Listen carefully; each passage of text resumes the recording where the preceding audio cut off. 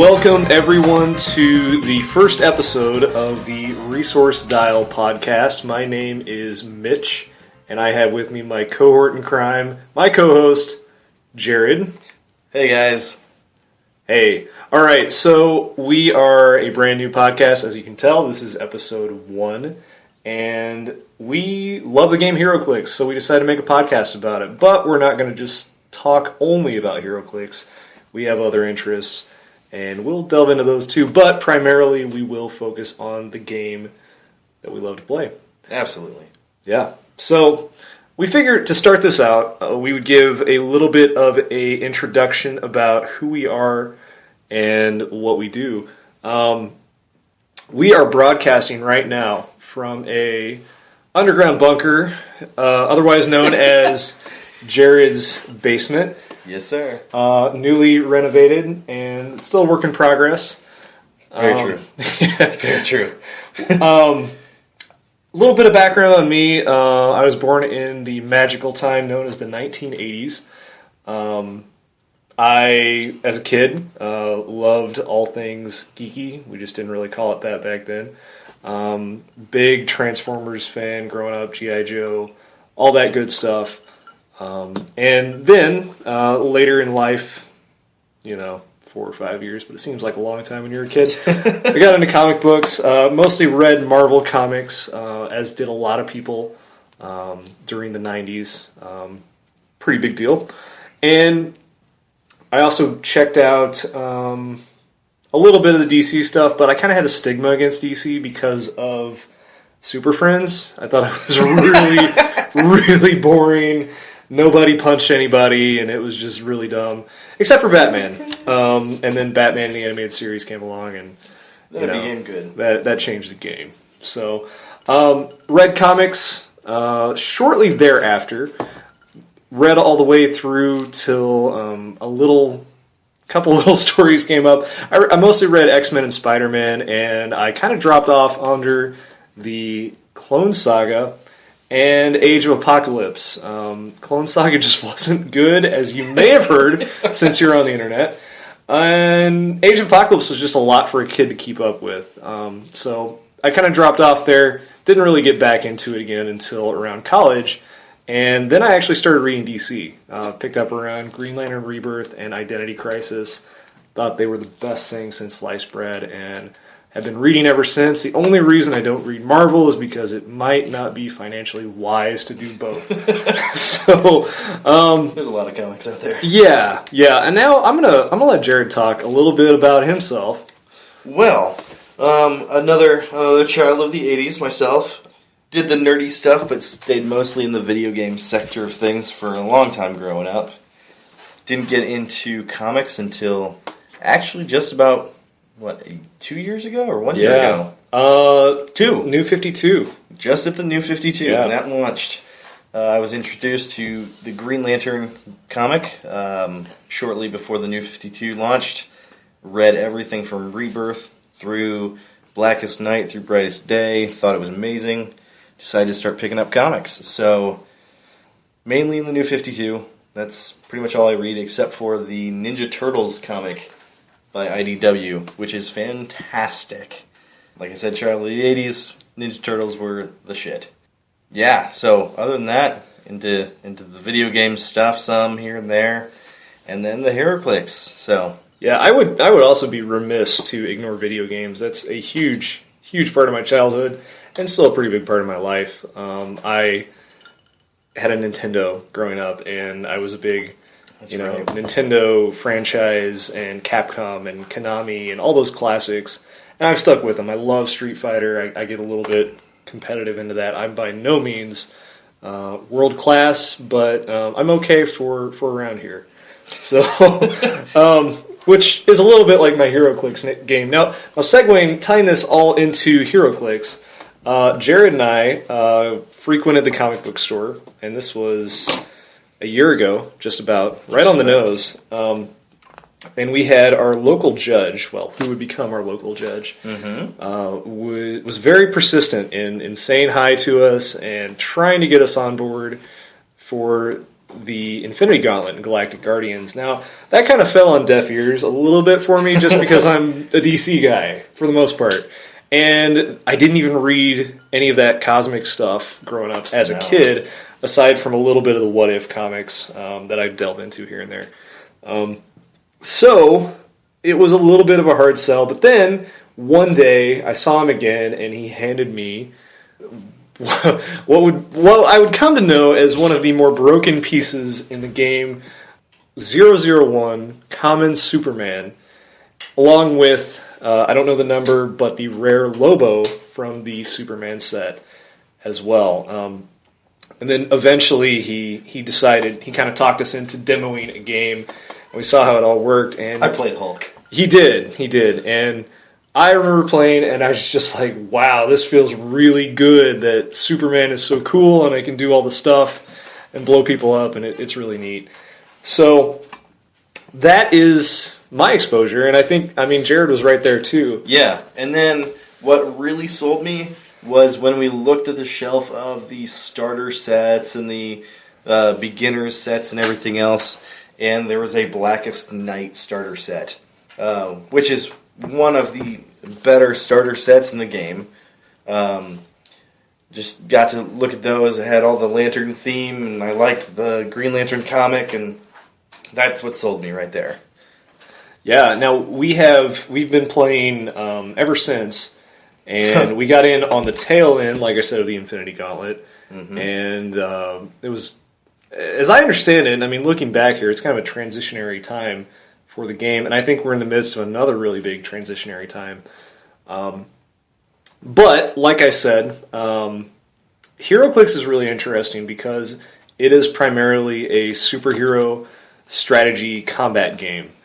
But, again, going back to that change that we're talking about, it's becoming bigger than that. It's primarily that, but you're also seeing video games, Street Fighter, BioShock.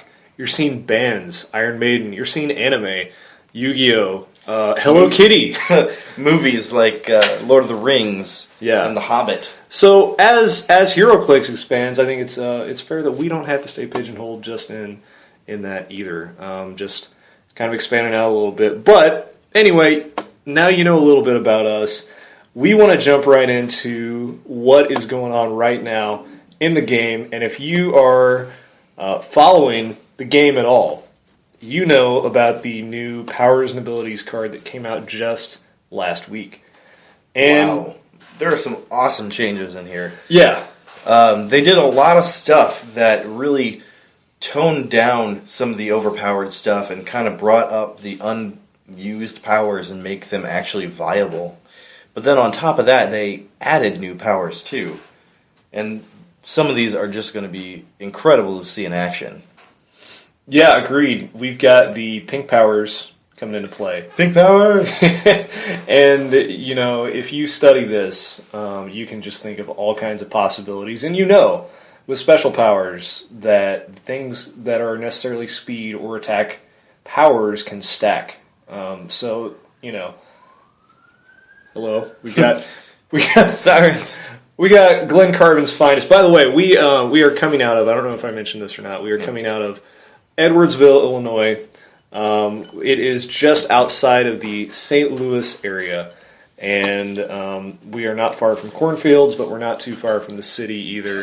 And we play at a venue, fantastic venue here in Edwardsville called Heroic Adventures, and we play twice a week. Games are held twice a week, Wednesdays and Saturdays, and there is... it's a really cool crowd.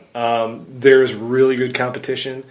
I don't feel like there is any week where you can just take it easy and kick back and just, you know, dominate. Yeah, everybody gets a little bit better every week, and it's really cool to see. We got a lot of new players too. A lot of new players, but it's also a good crowd to where it's a competitive market. But if you're just learning, a lot of people are willing to help you step up and learn the game. Play the fun games, play the silly stuff just because it sounds fun. Yeah. Mostly for when it's not prizes on the line. But yeah, and we're right in the midst of no man's land, the tail end of it here, so it's getting a little crazy, and everybody's kind of reaching into their bag of tricks to kind of pull out All that broken stuff. Yeah. Now, getting back to the pack a little bit, there's some talk at our venue about adopting the new pack immediately, and myself and a few others have said, let's hold off on that right away, just because the sheer fact that No Man's Land was designed under the old rules, and we kind of want to see that play out. But as soon as that ends, I'm all for diving right in and checking this new stuff out. Yeah, until you mentioned, the No Man's Land event stuff finishing up, I was one of them all for just throwing it in now. Some of this stuff is just so exciting. So let's go into some of these powers and just see some of the cool changes that are going on. Yeah. One thing that has stood out a lot, and that's something I think has been needed, is a change to just breakaway in general. Instead of going into each and every power specifically and talking about the same thing over and over again, hypersonic speed, leap climb, they've actually taken away the automatic breakaway effect, so that you do have to roll for breakaway when you're moving away from an adjacent character. Also, plasticity, they've made a lot better so that it takes away any automatic breakaway effect as well. So you can have tie-up pieces again, and there's not 50% of the pieces out there now who can just instantly get away from you. Tie-up is going to be a viable strategy again. Yeah, absolutely. I think it's really interesting. I in a funny way, this kind of warrants a lot of new pieces, because personally, I don't think the Flash should be stopped by too much. I think he's a guy that should be able to go past anybody just because that's what he does. He can vibrate through walls. Hey, making new words here on the podcast. So the new one already incorporates that. I would like to see some more. Now other guys, I think, Superman, sure, yeah, stick him down. He's fast, but he's not, vibrating. There it is. Vibrating. He is not vibrating through walls and characters and whatever he wants. So I think it's true as that is, though. Yeah. What you got to think of is that plasticity is another special power. Mm-hmm. Like it's another thing, like Clayface or whoever else that is specifically designed to stop people from moving away or breaking away automatically and things like that. Sure. Where I'm not that big of a Flash guy, but there's got to be somewhere or other where he gets stuck by something or other, sticky or I don't know, man. He broke through the walls of the multiverse, so it's hard for me to believe that too much is going to keep him down. But I do like the changes. I think we are going to see a lot of balance that was missing from the game, and I don't know that we always really realized it until these new rules came along and really just tightened everything up. I think a lot of the newer game effects, like the improved movement, now makes a lot more sense, because what you're doing is you are tailor-making some of these pieces to do exactly what they need to do as characters. Like Flash being able to hypersonic through whatever he wants to. Right. But not everybody. Yeah. So, yeah, that's one. And, we've kind of... We gotta, if you could see it, we have some visual aids here about some things that we wanted to talk about specifically. Just kind of talking about what this means. If you are a new player, these are going to be probably some important things for you to note. But if you're a seasoned Heroclix player, you're definitely going to want to pay attention to these. So, sure. One of the other podcasts out there on the web, Push to Regen. Sorry, apologies, guys. Push to Regen. They had an interview with some of the rules designers from WizKids and Heroclix, and they kind of talked through a bunch of the powers. And one of the guys that they talked about was Eel from the Captain America set, number 39.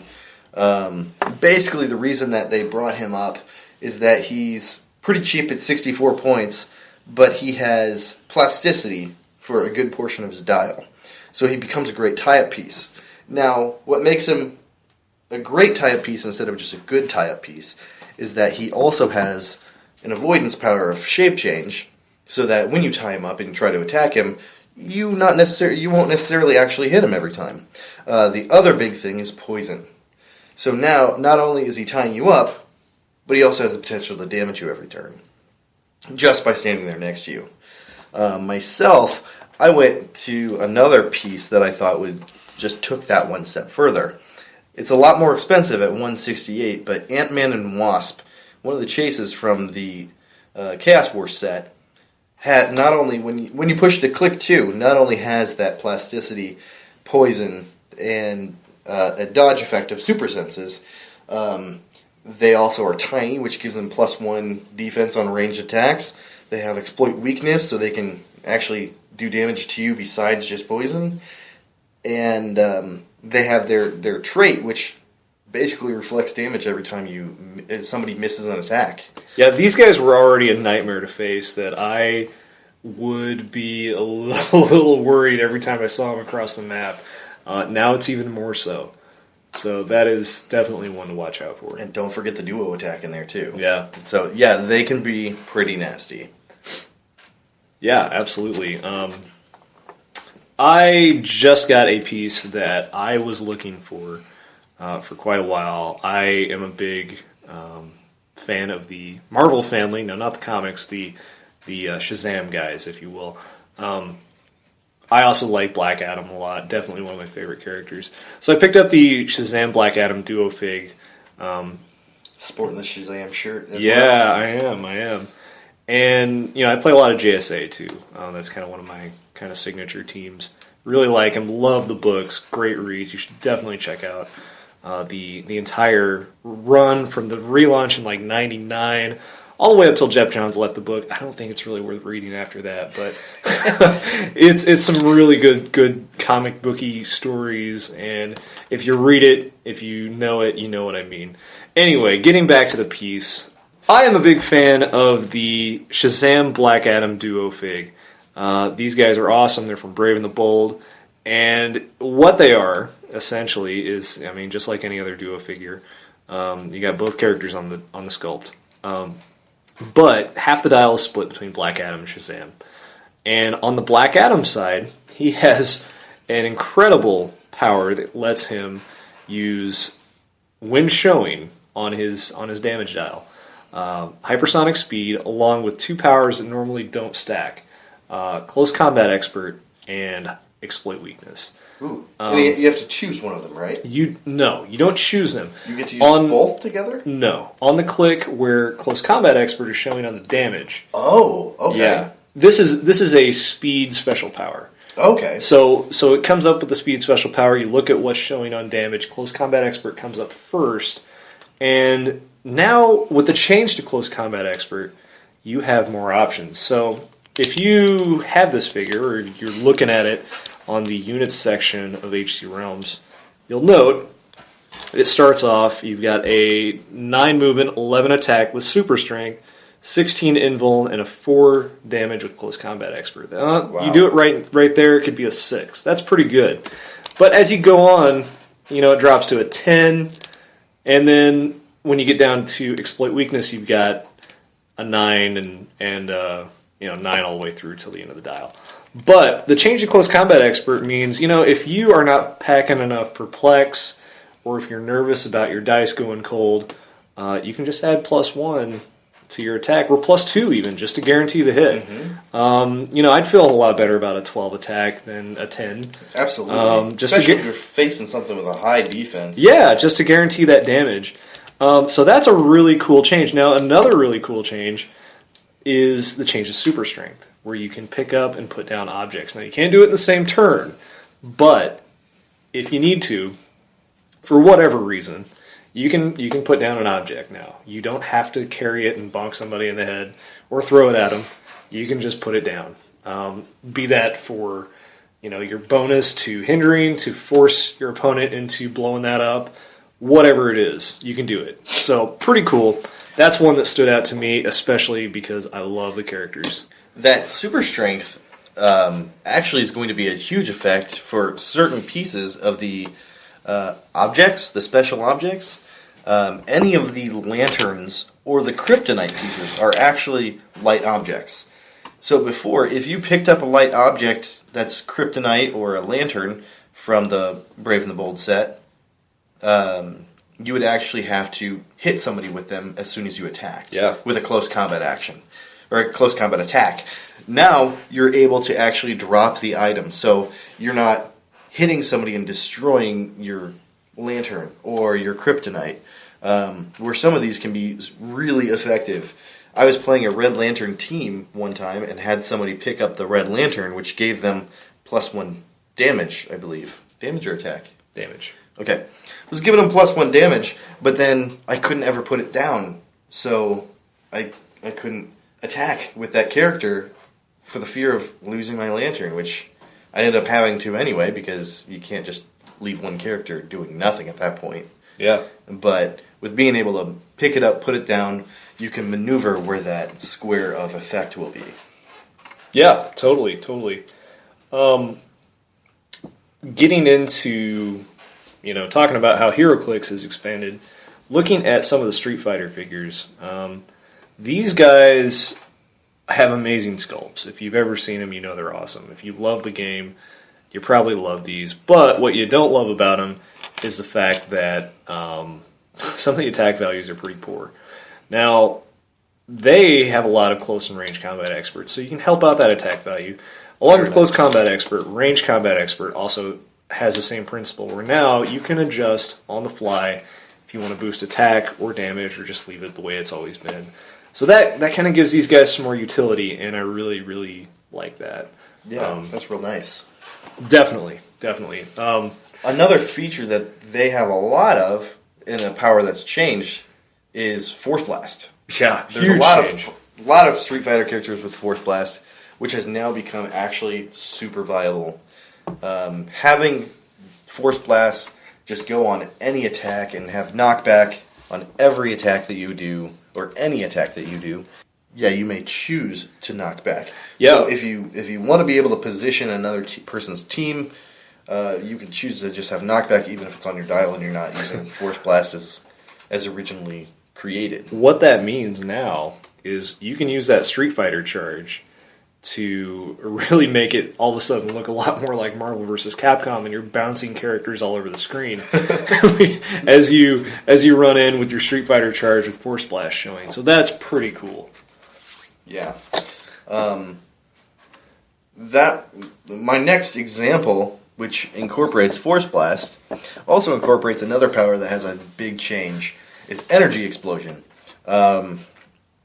Energy Explosion has always been kind of a tricky power where you have to figure out who you're attacking and how much damage they would get in splash damage and all this other stuff. But they've kind of streamlined that effect now. That you attack, or Energy Explosion is just kind of like Steel Energy or Blaze Claw's Fangs, where it's an addition to an attack that you do. Nice. Edit. No, don't edit. Leave it in. Leave it in. Okay. So, in addition to your normal attack, so you can pair it with Penetrating Psychic Blast to get some penetrating damage in there, or Pulse Wave even. Mm-hmm. Like it just kind of is going to get real gross. But every character adjacent to somebody you've hit that you didn't target will now take damage equal to the number of bolts that you have on your dial. So my example is Mr. Blue Beetle from the DC 10th set. Starting off, he has Force Blast and Energy Explosion showing. He also has 3 bolts on his dial. Don't forget about Sharpshooter, too. And Sharpshooter. I did forget about that. Yeah. So, when you can target 3 different people, and as long as they are not being targeted by your attack, if they're adjacent to one of your targets, they'll take 3 damage. And then on top of that, each person that you hit with the attack and with the splash damage now take knockback. So if somebody's playing a horde-type game or a horde-type team where they bunch everybody together using defend getting a big group together or a line, doing a chaining attacks or whatever, you can now break that apart, their entire team with one attack from one 55-point character. Yeah, Ted Cord's been listening to some old school rap because he is totally a cop killer now. Yeah, that happened. I brought it. I have a eclectic music taste, so you're going to see a lot of the really bad puns coming from the 80s and 90s and today, just like any good radio station. So I love Ted Cord. He's another one of my favorite characters, him and Booster Gold. I love that he's now meta, if you will. Hey, you want to make it even worse? Give him the Scorpio key. Give him +1 range. Give him Psychic Blast, which now works. +2 range. +2, sorry. Excuse me. He's now got a 9 range. He has a 9 range, triple target energy explosion and Psychic Blast, which does now stack with energy explosion. So he's just here to rot all kinds of devastation onto anybody who gets in his way. And for 55 points, that is awesome. Another character last year that had a very big breakout was Scarlet Witch. That particular Fast Forces goes for $40 to $60 on eBay, all because of Scarlet Witch. Yes. That's the Chaos War Fast Forces, and she is really awesome, but now she's a little less awesome because of changes to Outwit, Perplex, and Prob, now totally depending on your range. So she has a power that gives her Perplex and Probability Control on the same power. So she can use them both. But the problem is, with the way the rules are now, she can do that at 10 range. However, with the new rules, she only has a 6 range, so she can only use Prob and Perplex 6 spaces away. She has to get a lot closer to the battle, and she's not all that sturdy. No, it doesn't hold up very well. It puts a lot more damage potential on her, makes it a lot riskier for her to get into the battle. Now, DC had an equivalent that came out in the Justice League set, and I say equivalent because there's a lot of the same powers, slightly different. Enchantress, she has the same Mystic's power. She has Prob, she has TK. She comes in a little bit cheaper at 50 points. You don't have that option to make her a 75-point piece, but I play this character all the time. Extensively. Huge. I mean, on that first click, you've got phasing, TK, Super Senses, Prob, and the relevant point of interest here, which is 8 range. Mm-hmm. So Scarlet Witch only has a 6, Enchantress has 8, so she just has another leg up if you are looking for your mystical support piece. You might want to consider Ole Miss Flatback herself, and if you have the sculpt in front of you, or you have it in general, you know what I'm talking about. Out of that entire set, which is one of the more beautiful sets that they did, the sculpts were just superb on most pieces. Then you get to Enchantress.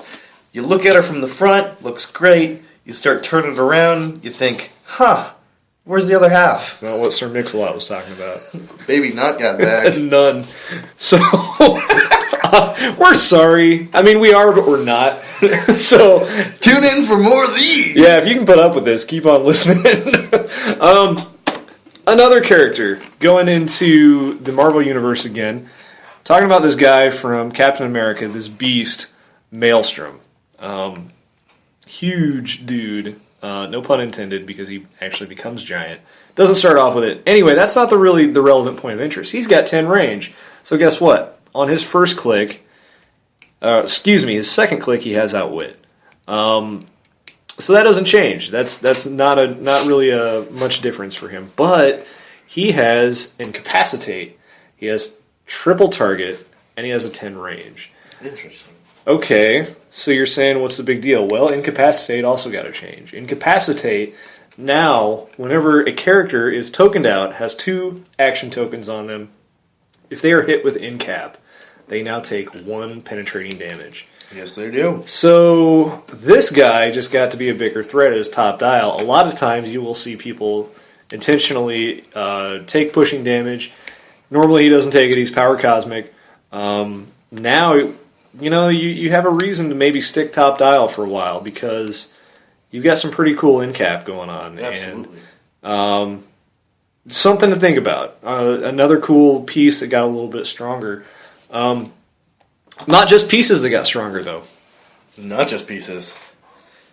Like I said, we started out at the Infinity Gauntlet event, and with the addition of these powers, and the way the Infinity Gauntlet's worded, you now have the option of gaining even more powers, namely those pink powers that I was talking about. So, what are they? Sidestep, Precision Strike, Invincible, and Empower. That can really make a huge difference if you are on +2 or you hit Godhood. These powers, Sidestep, I think is an awesome power. The ability to, move yourself. You can give the character a free action. It can move with a lock speed value of 2. So if you're hitting Godhood and you have somebody like, say, I don't know, Metron, who's amazing, probably doesn't need much help in getting better, but he doesn't have any movement attack. But, if you don't want to do running shot, or if you want to just blast somebody, then tuck him into some hindering, or, just out of reach of your opponent, hey, go ahead, pick Sidestep. I gotta admit, when I first read the pack, and I looked at Sidestep, and I saw, give this character an action to move 2 squares locked, I thought, wow, that's super underwhelming, that's kind of lame, why would you do that? But then, I reread it a little closer and saw, give this character a free action, which makes it phenomenal. Like you said, you can use it defensively to take a shot, then move out of range or move around a corner. But you can also use it offensively with the fact that it's locked. If you move out of hindering terrain, it's locked at 2. Yeah. You do not cut that in half when moving out of hindering terrain. So you have a stealth guy who doesn't have improved movement.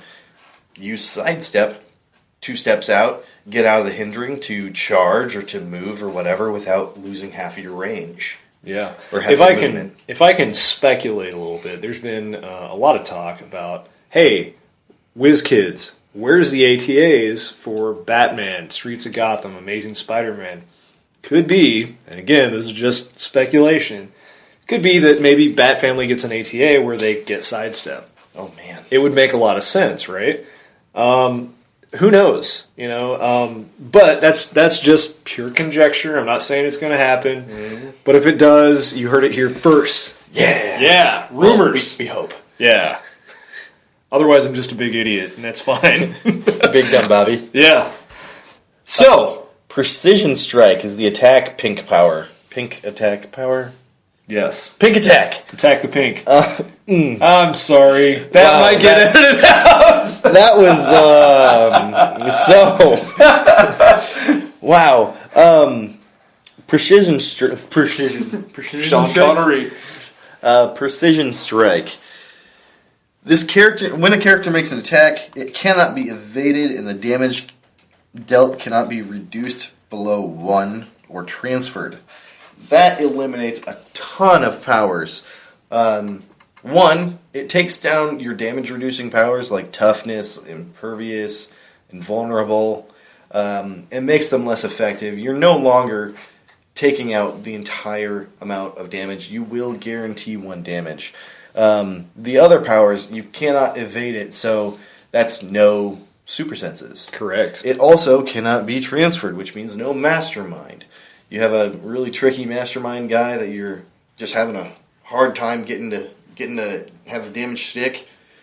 You have precision. Wow, I can't say that word. Precision strike. Precision strike. Precision strike.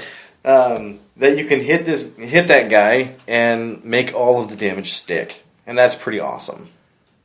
Yeah. So that kind of answers the risk that you'd run into a lot of times where you would come up against somebody who's got super senses and shape change. Huge, great power combination there, because that makes me go, I don't want to try it. But Hello, Nightcrawler. yeah, that guy's such a jerk.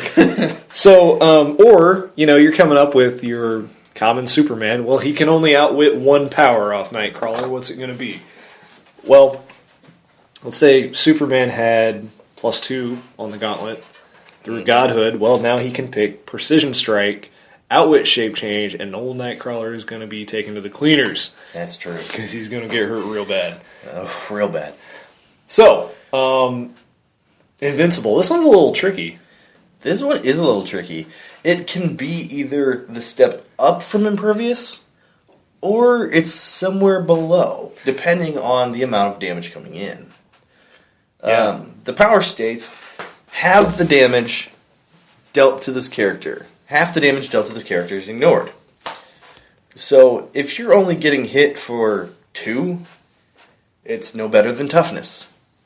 If you're getting hit for 10, well, now you're reducing by 5, and that's pretty awesome. Pretty great. So I think it's a good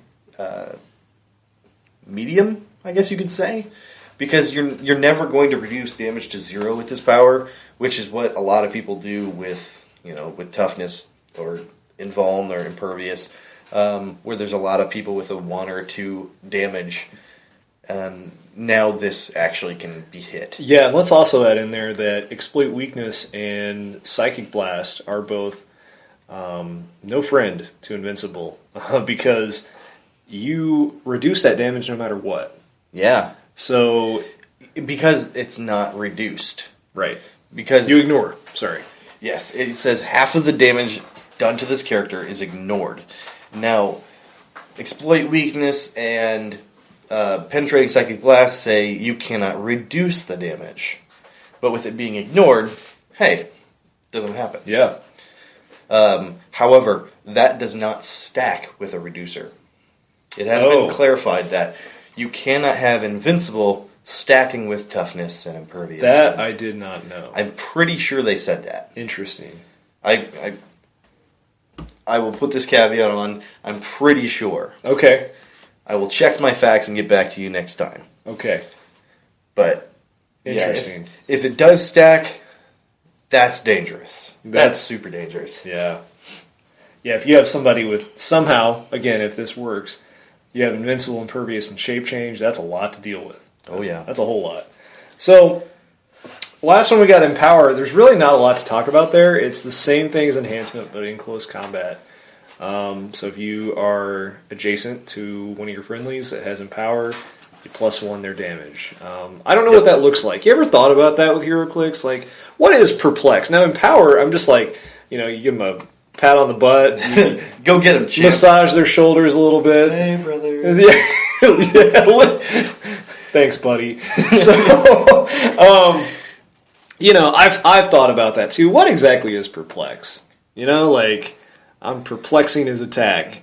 I'm perplexed by what the definition We all know what it means, but it's just kind of one of those funny gamey things that... How did you get that term? Right. See, when they were talking about it with the rules designers and everything, they were saying how Empower is kind of the answer to Enhancement, that most ranged and close combat attacks have similar powers going back and forth between them. With Enhancement and Empower together now, you have Exploit Weakness and you have Penetrating Psychic Blast. The one thing that I've always wondered is, and they made Energy Explosion kind of similar to Blaze Claw's Fangs, something similar where you can do extra damage on an attack. There is no ranged combat version of Steel Energy. No. That's one that I think is missing. I think that should have been a difference there, but hey, it's just me. Yeah. Interesting. I think... let me ask you this. Do you have any complaints about this stuff? There's a couple things that I wish they would have taken the opportunity to clarify or to change. And this is a perfect time where they could have done it, but they just overlooked it or didn't think it was important enough. And for me, the one biggest one is water terrain. I really wish they would have taken the chance to make water terrain a bigger difference. how it is right now, the rule book says you treat water terrain as hindering terrain for movement and line of fire, or for movement purposes, and clear terrain for line of fire purposes. Water doesn't hinder you shooting above it. Sure, that makes sense. Yeah. It's hard to walk through water. Sure, makes sense. However, if you look at the improved movement and improved targeting on the pack, there is a blue square that says ignore water terrain for both movement and for targeting. Targeting, I guess, is just to complete it, for completion's sake. But movement ignores water terrain for the improved movement. It has a blue square, which makes sense, especially since they put it in swim. Special power, that's the fish or dolphin symbol on the movement dial, where it's defined as this character can use improved movement water. Where, when you look at flight, it says this character can use improved movement elevated, hindering, outdoor blocking characters. Or moving to opposing character, or moving through squares occupied by characters, whatever it tends to be. Sure. But they didn't add the blue water terrain square. Yeah. I think they could have had a chance to differentiate the water terrain. And yeah, you could fly over water. That makes sense. Why not add the blue square in there? Yeah, I don't understand why the Bat family can tap dance over water. Yeah. And I love Batman. Because you have leap climb, you get to move over water. That doesn't make sense to me. But I also think they could have done something more with the fish symbol. Like have a submerge power. Yeah. Or have some other thing where it makes it, if they have the fish symbol and they're in water terrain, +1 to their defense. Or something else to make the fish symbol actually viable. Yeah, make water terrain actually matter. Yeah, it's a pretty costly symbol, too. If you look at the breakdown of a lot of different figures, it costs a lot to put the dolphin on there. So it'd be nice to see a few more, benefits to actually putting that on the dial. But that's an omission. I don't see anything on here that I'm just like, this just sucks. I hate this. I'm quitting the game. That breaks it. I really think this is a big thematic change that makes things more realistic as much as comic books can be. But I think it draws. You're going to see a lot more close combat. Everything is much tighter now. Mm-hmm. And the general consensus that I've seen is everybody is for it. I think it's energized a lot of people. Yeah. And you know what? We all are on a level playing field under these new rules because you know what? We haven't done them. You know? Absolutely. And even the things where they nerfed some powers or something, like they're needed. They're good nerfs. They're good changes. They're not too overpowered. The biggest one that got a nerf, so to speak, is hypersonic, where they can't get the improved breakaway, and they can get stopped by plasticity. They lose their improved movement characters or opposing characters, which really does a whole lot for them. But I think it's needed. It's not a bad change. Yeah, I agree. Especially with some of the new sets coming out. Teen Titans, I think I read somewhere that they said, so far with what has been previewed, there's 5 characters in the 5 character boosters that have hypersonic. 2 of them, I think, are commons. Superboy is one of them. Superboy's one of them, I think. And Kid Flash is in there, too, somewhere. Yeah. Superboy is kind of a... almost a version, if you look at the 150-point Superman, you got Tab-App, you got the common from Superman, and then you've got the amazing Fast Forces Superman that I bust out quite a bit. That guy.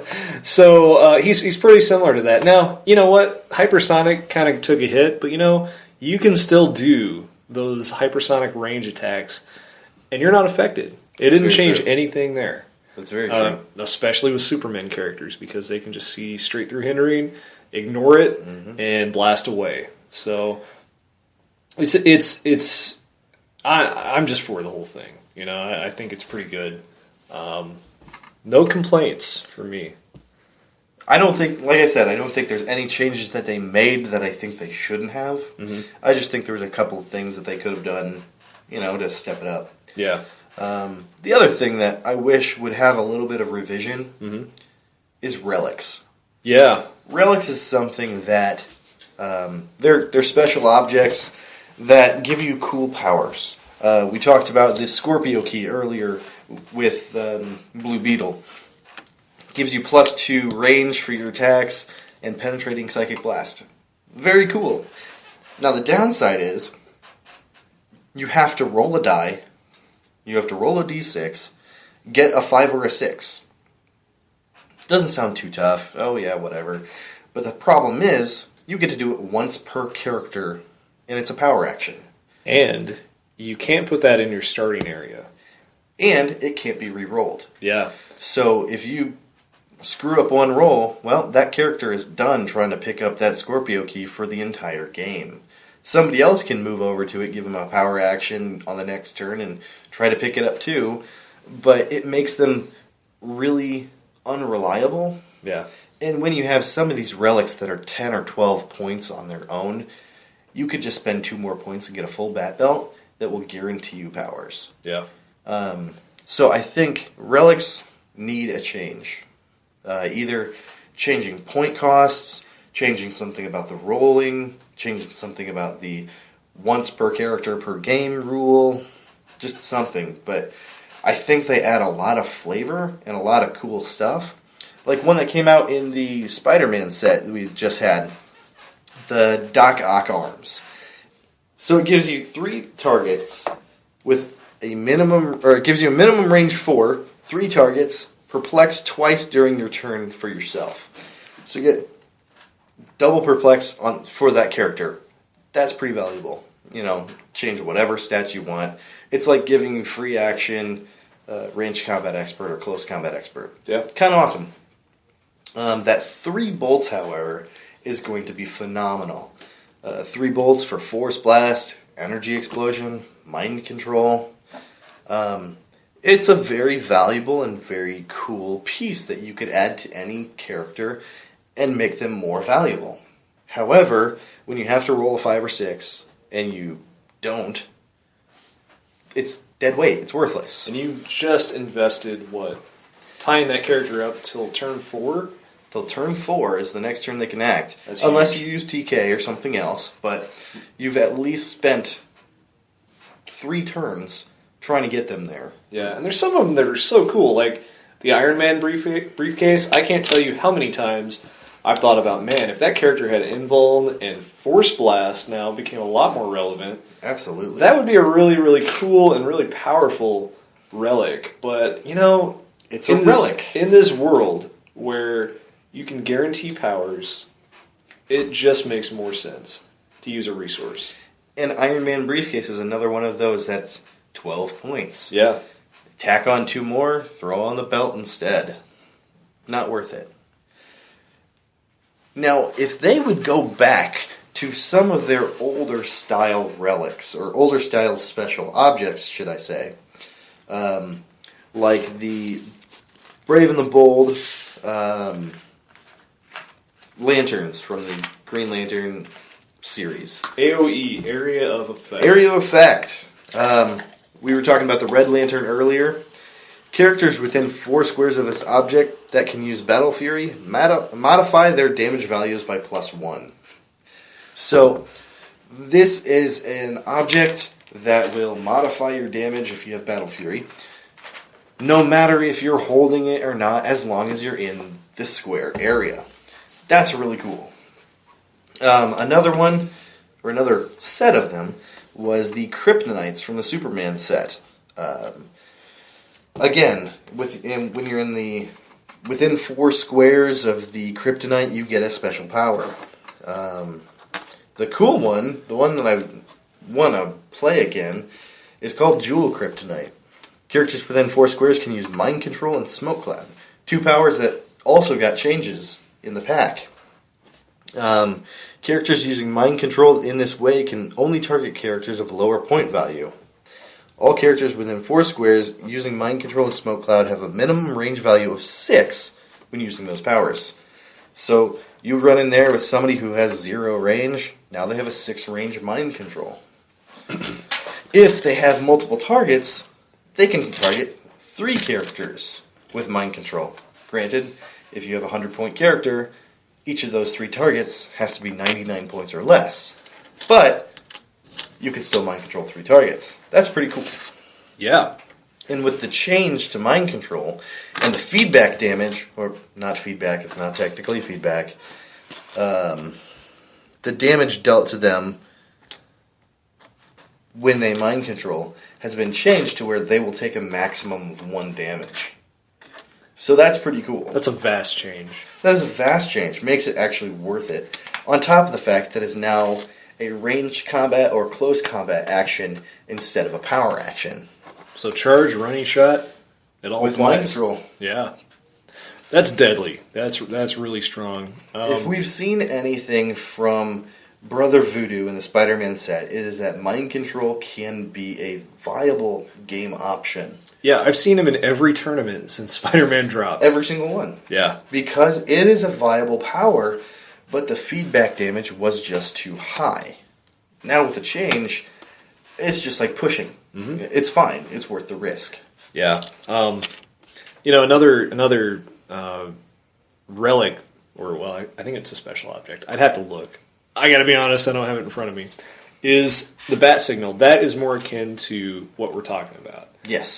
This is something that you can put on the map, you can move it, and you can use it, and no matter what, it's going to do what you want. There's no chance involved. You just give a power action, and you draw the character back to the bat signal. That is really, really, really cool and really powerful.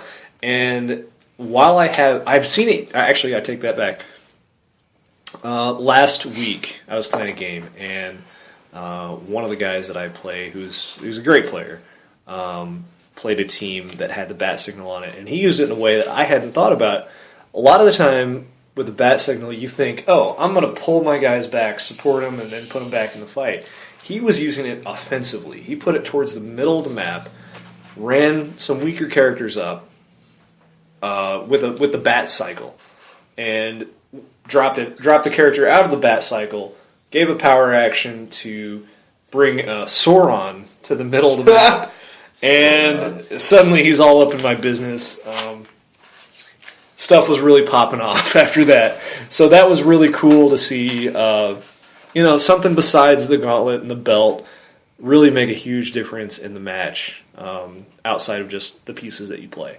So more stuff like that. The Gamma Bomb, if you've ever come across that, that is a game changer. That's a gross game. Yeah, it is. It's really strong. It will change the entire makeup of your match. Once that thing goes off, people are running.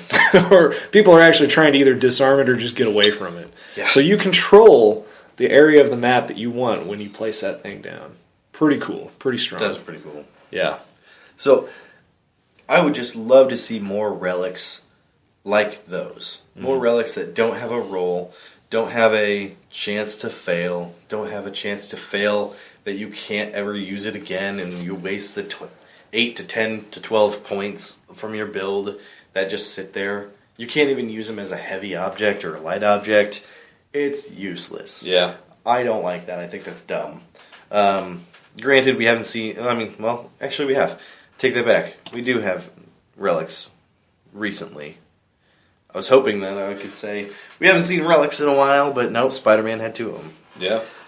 And technically everything from the utility belt is a relic as well. Everything from the Infinity Gauntlet is a relic as well. That's true.